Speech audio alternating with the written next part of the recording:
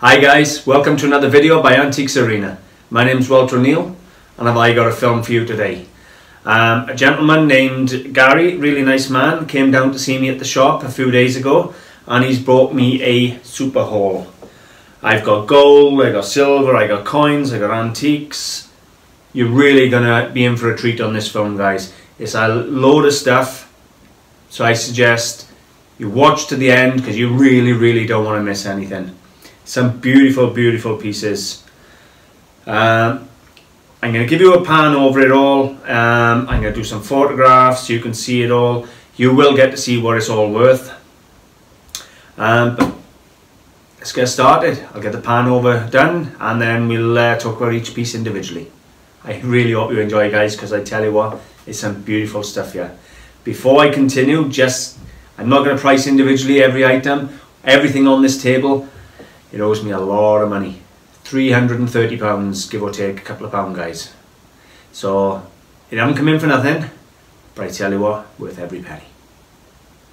Alright guys, so what we got here is a selection of brewery advertising barrels in a variety of medium, as in different materials. We got some porcelain, we got some stoneware, we got some wood with copper in. And I'm going to show you in just a minute the difference between a reproduction coopered barrel and an original. But for now, we're going to start off. We have a medium dry sherry Gilby Vintners barrel in a porcelain, nicely done. And on the back it says Brown and Panks medium dry sherry. So a nice bit of advertisement. Who's it made by? Vitreous China, Surrey, made in England. So it's an English barrel, nice size like that. It's not worth a fortune, guys, believe it or not. It's probably worth somewhere around £20–30. It's in good condition. It's just a decorative piece. So I'll chuck that one down by there. You'll get to see all these again now in a minute. I've got a pair of these and these are my favourites. I think they worked out at about £14 a pair. Anyway, these ones are Pedestrian, I can't even pronounce that, Saralet, Pedestrian Saralet. They are stoneware barrels produced by Doulton Lambeth, which is early Royal Doulton. Doulton Lambeth, England, so around 1890, 1900, otherwise they would be made in England. But you got pair, really nice barrels, and again you'll see these up close in just a minute. Pair of Doulton Lambeth barrels like that. They're, again, not fortunes, but it's going to be, well, tell you, I'm not going to guess prices. We're just going to look on eBay in a few minutes. Put them aside there and you'll get a close look now, guys, don't panic. Here we got a really nice coopered barrel, Stowells of Chelsea. We got nice oak, cooper in with cast iron straps. So a nice little coopered barrel there.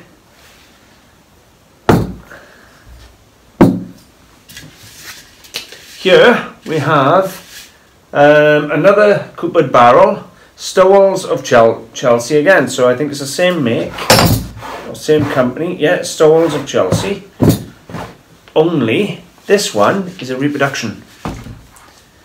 Looks very similar, but I'm going to show you the differences in just a minute. This one is wood with cast iron banding, this one is resin with plastic banding. So I'll show you how to see the difference in just a minute, guys, and then we'll have a look what they're worth. Okay, so here's the two barrels, both made for the same company. Only one's got a bit of age, the other one is a out and out new reproduction. Now if we come over here, we're going to look first of all close up at the banding. You can see the iron showing through there, the metal studs. Then we come up and we look at the top here and you can see all the sections where the oak has been put together to form the barrel. And then you look here, or even underneath if you like, you can see all the grain running through. You can see, if you look very closely there, you can see the actual lines where the tree grew. Now we look at this one. First indicator, yeah, you got a chip. Always look at chips because they give you more information than you realise. And you can see that's resin. However, look at this here, uneven, almost bark effect is basically just pitting in the resin. It's very unnatural. It's rolling around here, it's something terrible. Look at the underneath again. Bear with me. Turn that on. Let me show you the difference in the two bases, guys. A real base, resin base. There, that. No care whatsoever taken on the resin base. It is simply just a decorative piece where this would have been intended for use.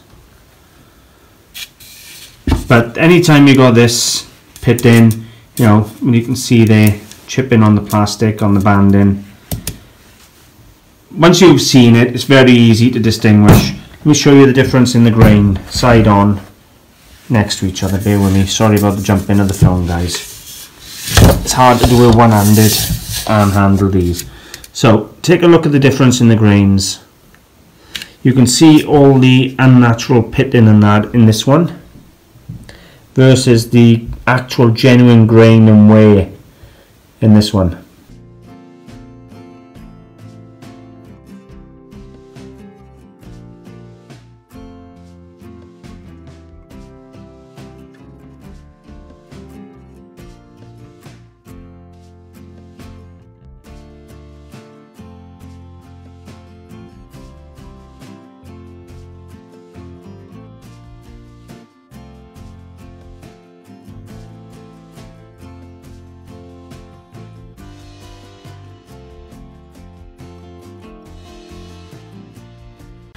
Okay guys, I can only find one of the barrels that I had sold.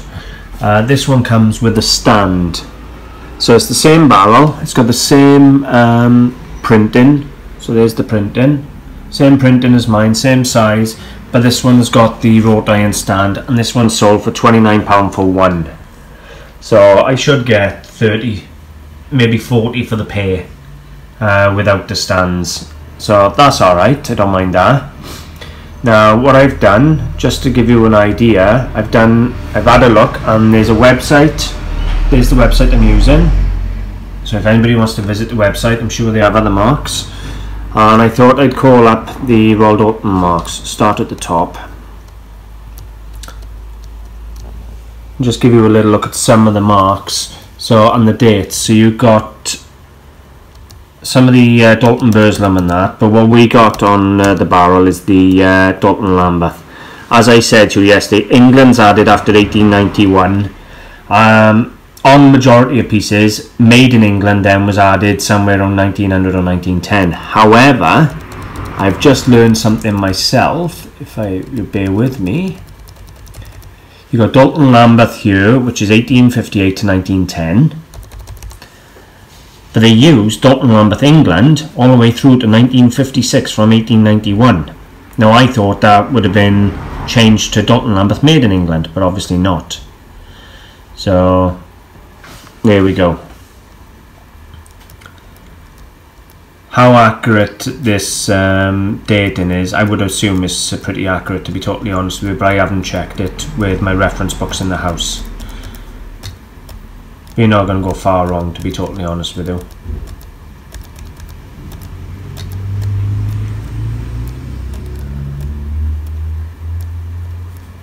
So, we got one of them as well. I didn't say the date on that. So, anyway, that's the Royal Doulton, guys. Okay, guys, so now we have a set of scales. Now, for all intents and purposes, they look early 20th century. on the top here they have lots of wear and they look right. Forge is a good name, I think it's French, and everything looks right on the top, on the surface. It's missing this pans, which will affect the value drastically. I love this little brass fitting. Is it brass or is it painted? Yeah, it looks brass, with the little bar that goes to show you whether they're in line. But what I don't like is the underside. Now it could have been repainted, I guess, or it could just be that this is a reproduction. The underside doesn't, I don't like it one bit. It does look refinished, I'll be honest with you, but why would you refinish the underside? It wouldn't make no sense.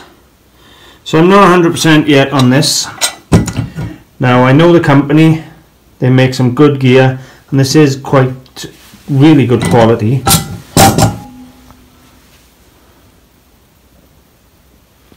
But it'll be sold on its decorative merits, I think, guys, rather than anything else. It is still a very decorative piece. It's going to cost me probably a tenner to buy 2 pans for it, unless I find the scales and just rob them off another scales. And then what's it worth? Probably £30–40 when I invest another tenner into it. So we'll see anyway. I'll do some research and we'll have a look. Okay, moving on to the French weighing scales. Now I found a set here that asking £40. These haven't sold. Now people are asking some silly money, even as much as £100, £200 a set. This one here has got a bit of damage right by there. But if we come across here, I've got an original set sold. Now look at the underside of this one compared to the underside of mine. So, and I'll show you some of the other photographs as well. That's what an underside should look like on a real one. Even the top looks a bit better, to be totally honest with you, in my personal opinion. So I'm still not 100% if mine's original and repainted or reproduction. Gonna certainly need more investigation.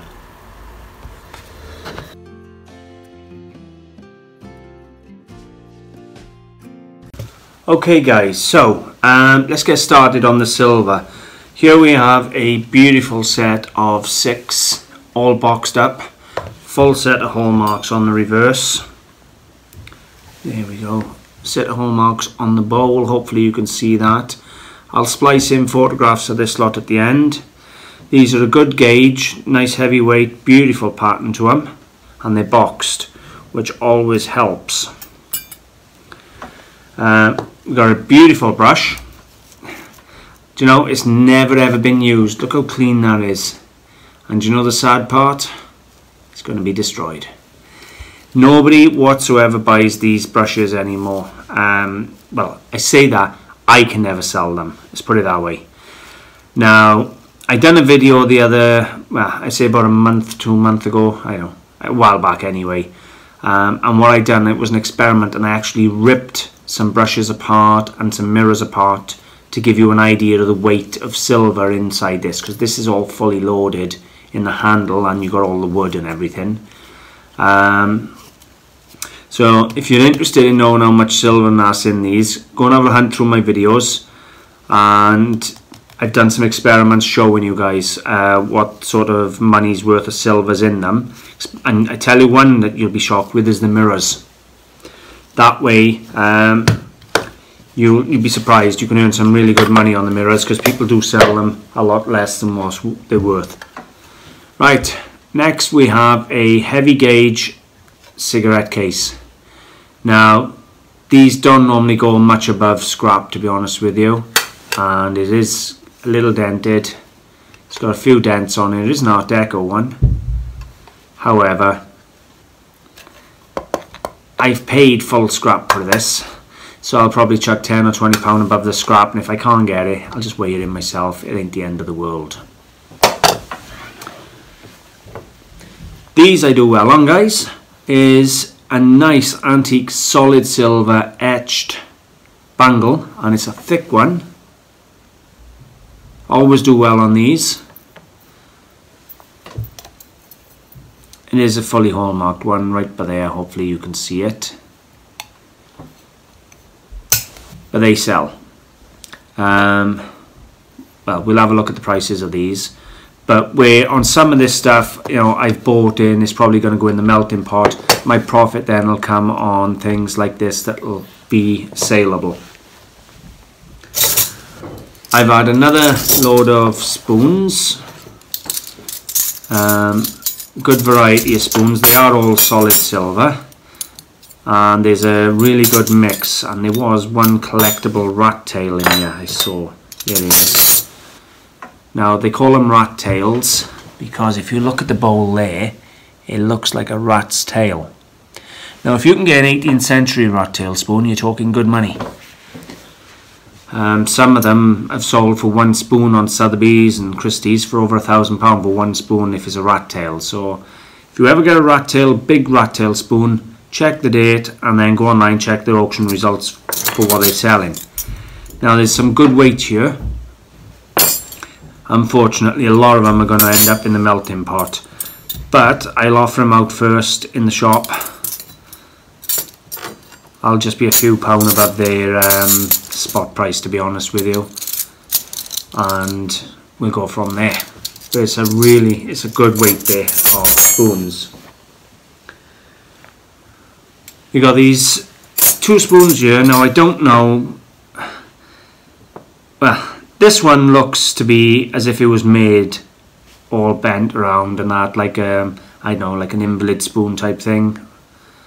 However, this one looks to be bent by somebody from a proper spoon. They are both silver. I was unsure about the one because of somebody'd already acid tested it there in the bowl, if you see. But when I got my eyeglass on, it is stamped sterling, not British hallmarks. This one has got a full set of British hallmarks. So they're interesting spoons.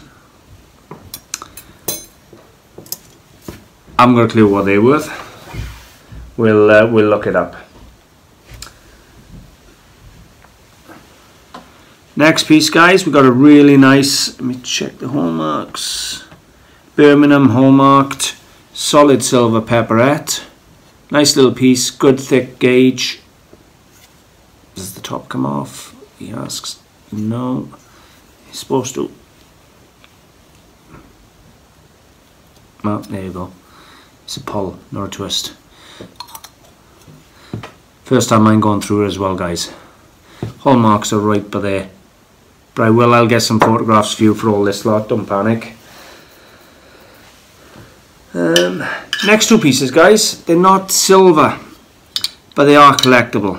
You got the first here is a Vesta case. Now I've shown you some Vesta cases in the past, and I'll show you again in the video at the end. This one's all etched. Underneath you have the little striking part. In there would go your matches. Now these come in a whole heap of forms and varieties and materials again. Everything from stone to silver, gold, brass, wood. I've seen all sorts of Vestas. The ones that pull the big money, obviously, besides precious metals, are novelty. One last thing by here, I think, and then we're going to show you the jewellery. No, two more things by here, guys, and then we're going to do the jewellery section. First of all, we have a 1930s Bunnykins baby bowl. I think it's 1930 something. Copyright. Can't see a date. Anyway, we got an old Bunnykins baby bowl. They don't pull fortunes anymore. There was a time these were pulling good money. This is the earlier of them. However, it has been used. The pattern's got some scratching in it. So, but it is what it is. It's cheap enough. It'll go out. We'll have a look.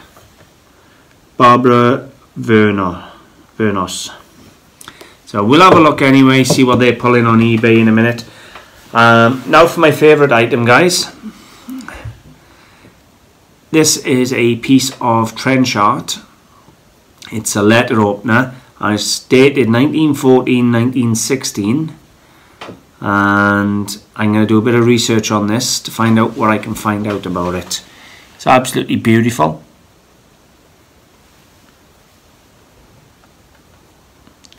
They don't pull fortunes, unfortunately, but the sentimental value, I may end up keeping this one just because I like it.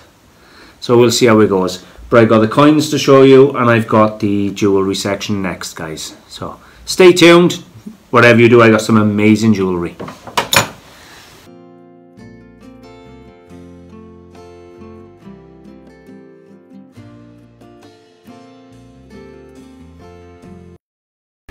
Okay, with the Vesta cases, what I've done, first of all I'm going to show you what's available, then I'm going to show you what's sold, then I'm going to show you mine. Now, these are highest price first, just to give you an idea, some of the astronomical figures you can achieve with these Vesta cases. These are all asking prices, none of these are actually sold yet. But I must admit, some of them are absolutely beautiful.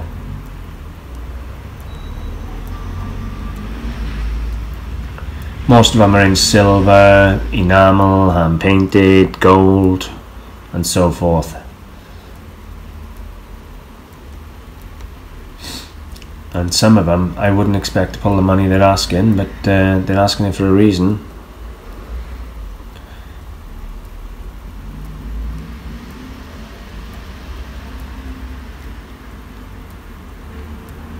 So there we go, that's just giving you a look at some of the Vesta cases. I'm going to show you some of the sold ones now. Top price, we just saw one of them for 2,000, believe it or not, on the asking, and somebody's paid 4,000 for one, so there's a bargain for somebody who wants to spend 2 grand.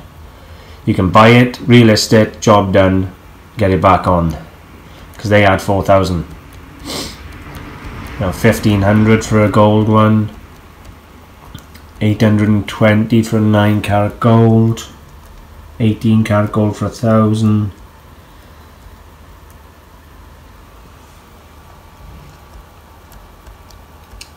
What I'm looking for, I wanted to show you some novelty ones that weren't all silver or gold.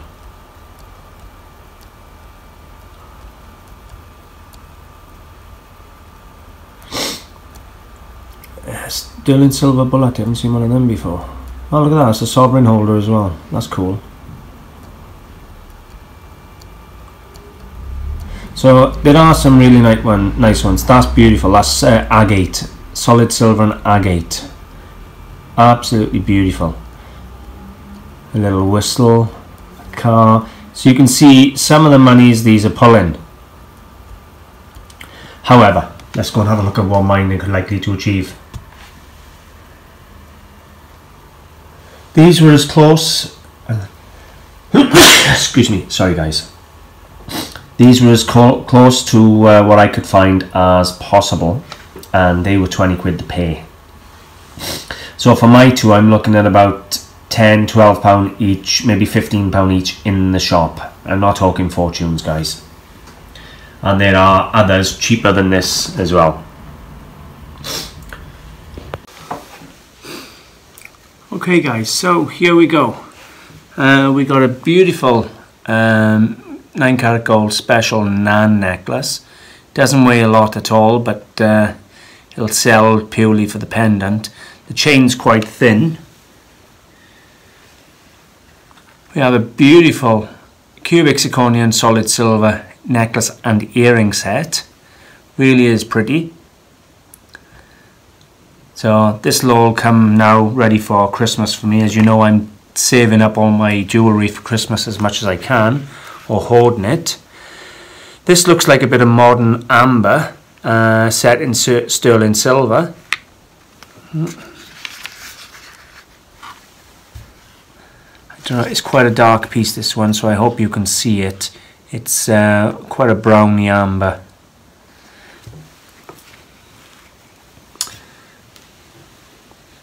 Here we got a sterling silver and probably cut glass, maybe cubic zirconia necklace again.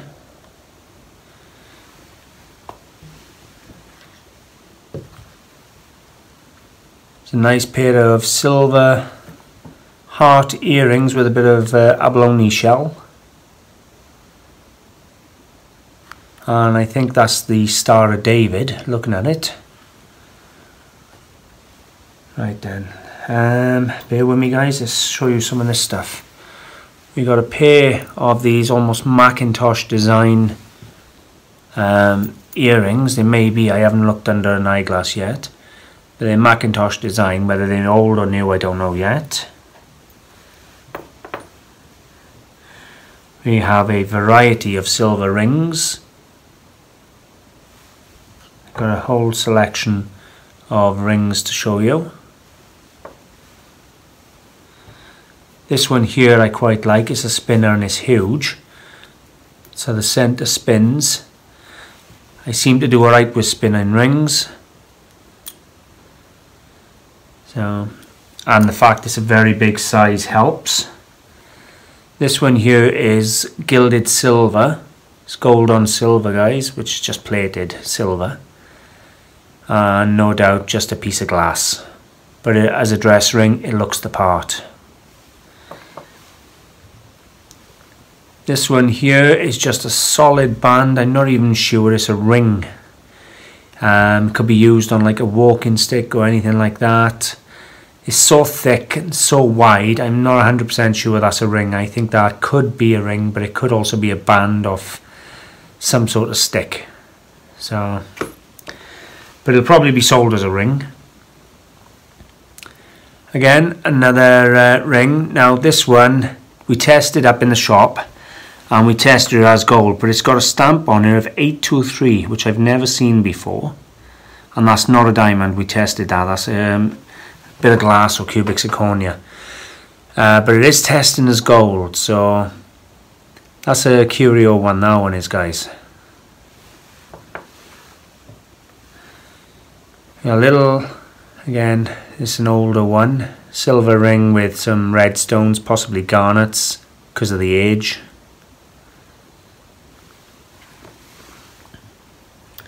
Two more rings, guys. We have just a little silver eternity ring and two little hearts, quite sweet rings. But again, only silver, no high value.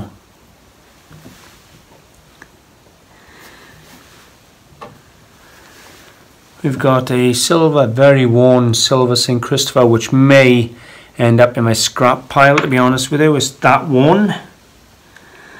And we have a silver swastika. So I don't know what to do with that yet either. That probably won't go in the shop. One of the better pieces of silver I've bought is a double Albert. An Albert is basically a watch fob. I'll get some photos of this for you to see, guys. So that would go obviously in your buttonhole. That attach your watch to, and you'd have a fob on the end of this one. So interesting, nice little Albert.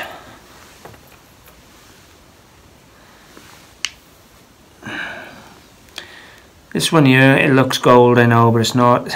Don't get excited. It's gold on silver, but it is still a nice Italian gold on silver necklace.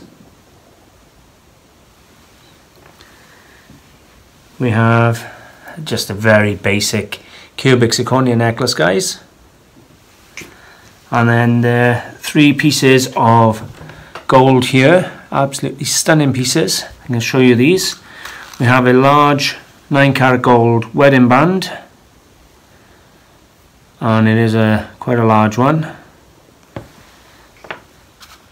We have, they're both 9-carat gold anyway. This one's amethyst, and this one looks sapphire. And that's the jewellery section done, guys. I'm not going to show you lots of the jewellery online, but I am going to show you the watch Albert.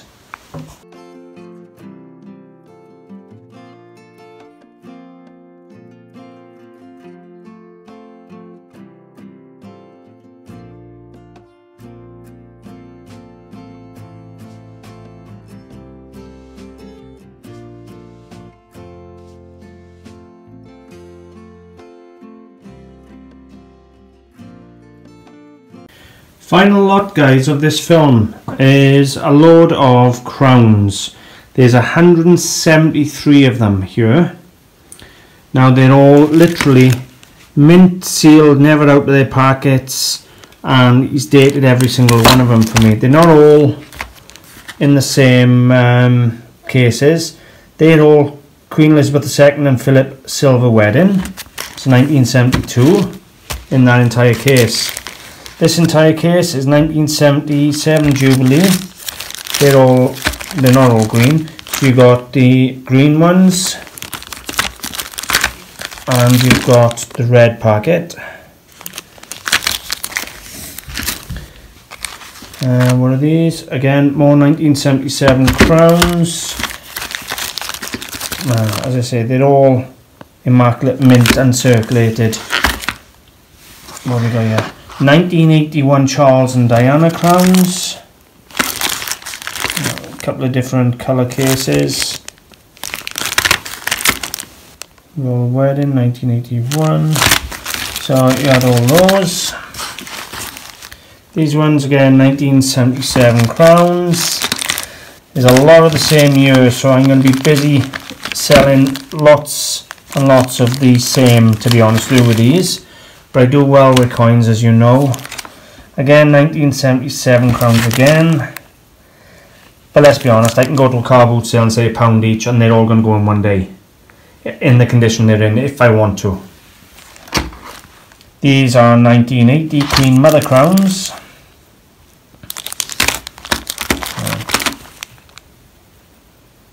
Look at the condition on them. That's what you're after. We got more 1972 Philip crowns. So there's 173 crowns there. At £1 each is £173.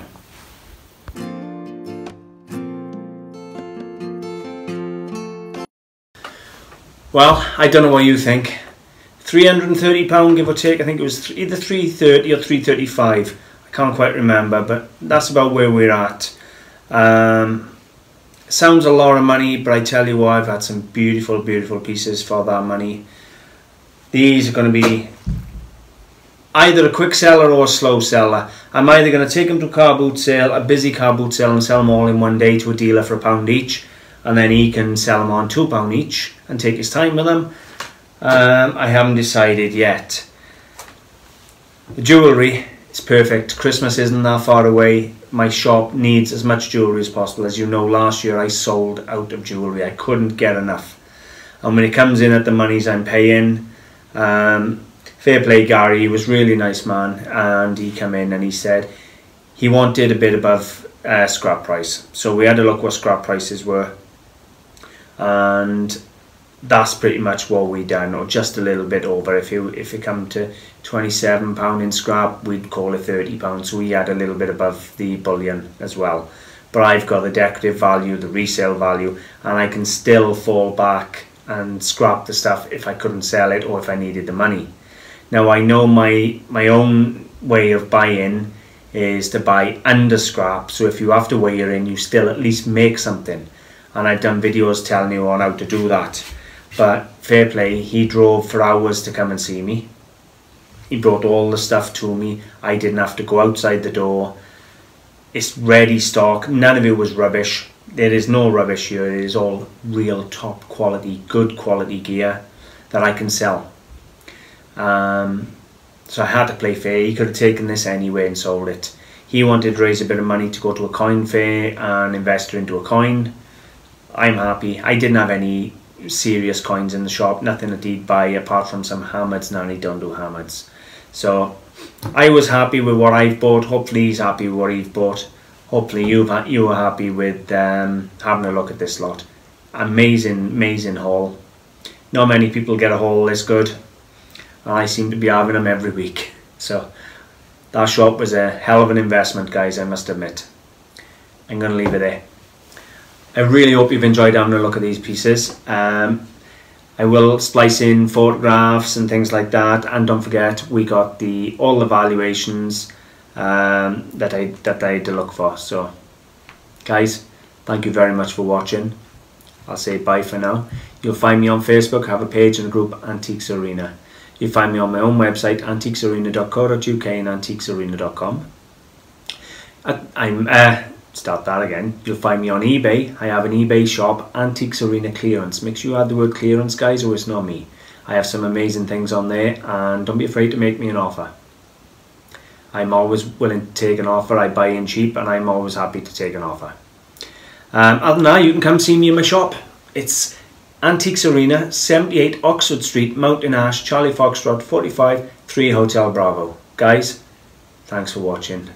Bye for now.